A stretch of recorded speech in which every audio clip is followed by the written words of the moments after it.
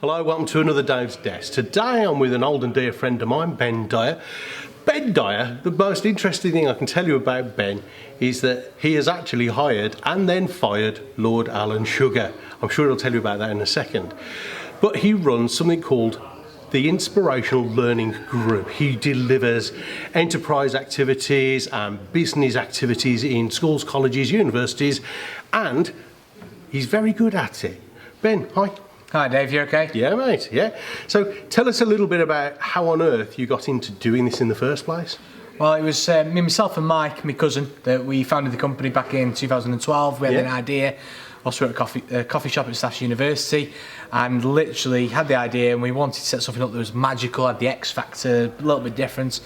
And we had the idea that we wanted to set a nationwide competition and that we wanted all students from across the UK, regardless of backgrounds, to go to the national finals.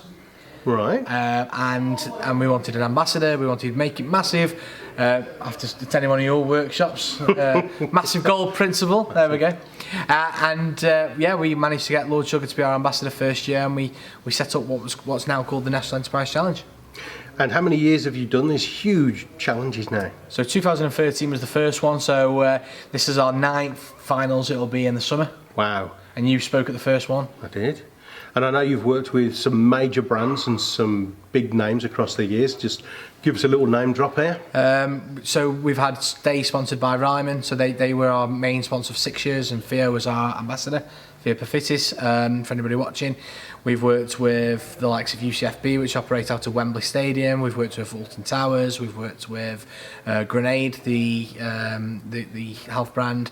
And this year we're working with NatWest, and our main sponsors are Air Products, which are a global company. Wow. Now, how do you go about behaving differently to other providers in the education sector? What makes, because you've got a great business, but it's actually very service based. By that I mean you genuinely care that every event makes a difference. How have you gone about ensuring that when you're doing so many events every day? I think the why of the company's got to come across in anything you do. You just alluded to that. We set it up to give all young people an opportunity. So it was never going to be elitist, it was going to be about inclusivity. So if you were a kid that perhaps weren't engaged in traditional schooling and you thought, and they might be struggling, that we give them an opportunity and a platform to thrive. Likewise, if you're a high achiever and you want to achieve on our programs, you can. So it's aimed at everybody, which people always say sometimes say, how do you just asked the question, how do you achieve that? But it's making it fun and engaging and something that isn't make-believe. So the idea around our challenges is that they're real.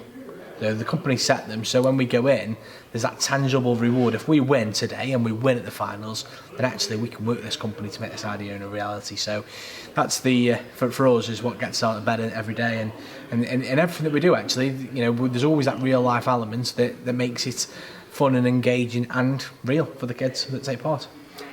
Well, I mean, there's been several times where you and I sat down, had a beer, and I remember the once where it got a little bit out of hand, and I told you never mention that. And we discovered that both of us were the type of characters that things happen to.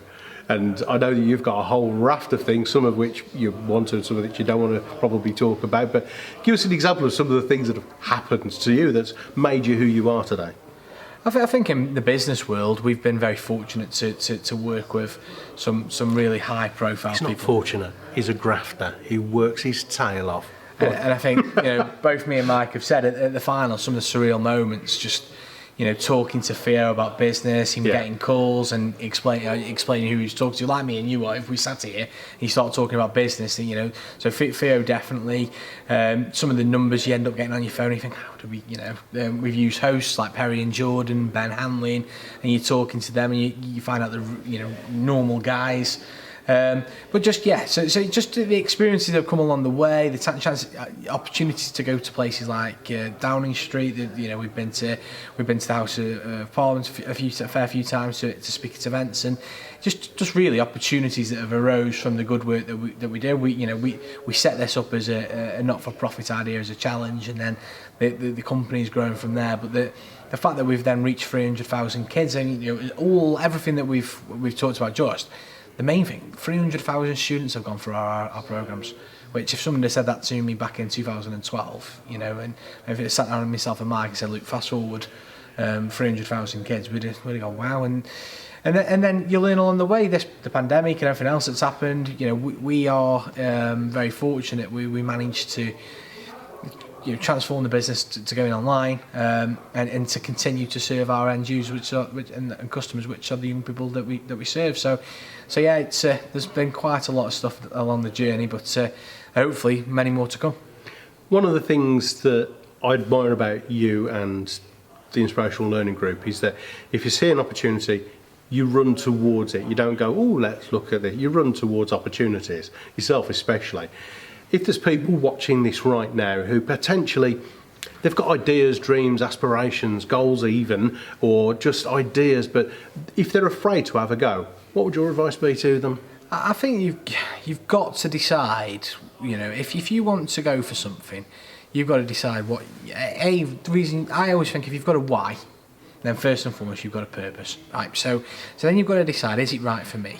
And if there's anything in your gut telling you that you should go for it, what's the worst that can happen? Yes, there's always barriers at certain times. I was lucky in the respect that when we decided to go for it, what did I have to lose? Not a lot really, so that there was everything to gain.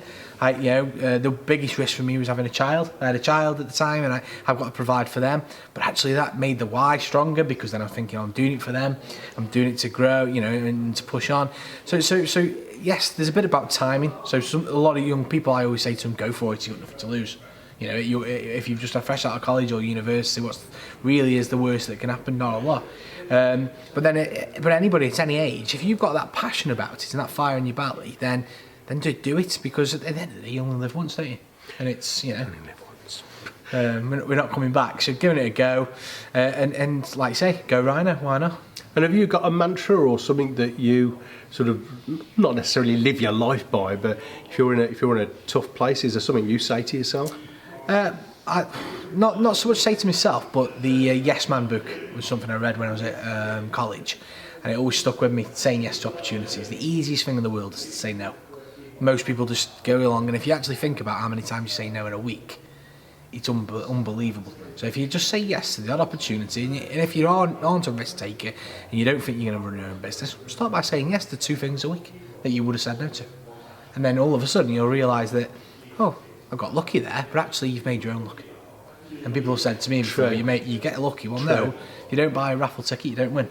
And it's the same with business, the same with opportunities. If you if you say no to everything, you're not going to win anything. But if you start saying yes, you've got an opportunity down the line, and potentially something big could happen from it. So true, so true. So if there's one thing people watching this could do every single day that would make them a little bit more effective, what advice would you give? So firstly, say yes to opportunities that might arise, and if you think you've got a good opportunity, go for it. And again, just percentages. I'm a big believer in the marginal gains. Just doing something extra a day. Something, if you want to work towards any target, it doesn't have to be business. Just do something about it. If fine one talk, you want to lose weight, just go for a run. If you want to be better at business, read a business. A couple of chapters of a business book. It's all about you've got to start with yourself, your why, the reason you're doing things, and throw them all in the mix, and then decide to make the change. Or be a better you, whatever you want to do. Just do something about it every day. And that's one of the things when we started the business, we said one little step every day. Just one, that's it. And then all of a sudden, 10 years later, it's transformed into what it is now. Fantastic, Ben. I know your story is delivered occasionally as a very, very inspiring and engaging keynote talk. If people wanted to get hold of you as a speaker, or in turn with the Inspirational Learning Group for their sessions in academia, or maybe there's a company out there wanting to sponsor something just like you do, how can they get in touch? Inspirationallearninggroup.co.uk, or if you Google us, we're based in Stafford, so you'll find us. Or you can give us a call or add us on LinkedIn. Anybody that wants to add me on LinkedIn, there's very rare I'll reject anybody. So yeah, follow us on social media, or get in touch on LinkedIn. And then do what it says. Maybe one day you'll be able to hire and fire Lord Sugar yourself. Ben, thank you very much indeed. See you soon on another Dave's Desk. Cheers, mate. Thanks for watching. Please subscribe and hit the notification bell for more videos. Then click the TV to watch the next video. Oh, and don't forget to visit our website at davidhyner.com to claim your free audiobook. Until the next time, go Rhino. having it.